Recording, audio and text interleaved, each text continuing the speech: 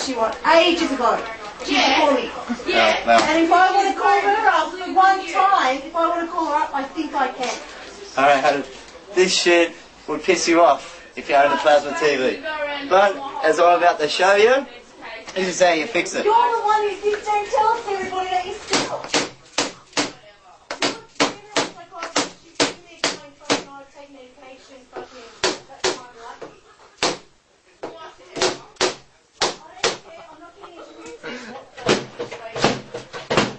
I've been asked what's going on,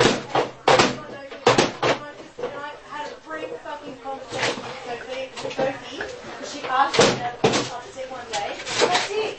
It's all cornerstones. We'll fucking whoop it everywhere. It's not like this is why I said to you. This is why I said to you. Just get it in class. This is why I said to you. I don't want to talk to you and you fucking show the kids. Whatever. You just said to us that I don't want to talk to you. You don't talk to me. I can't just start to be talking to you fucking shit.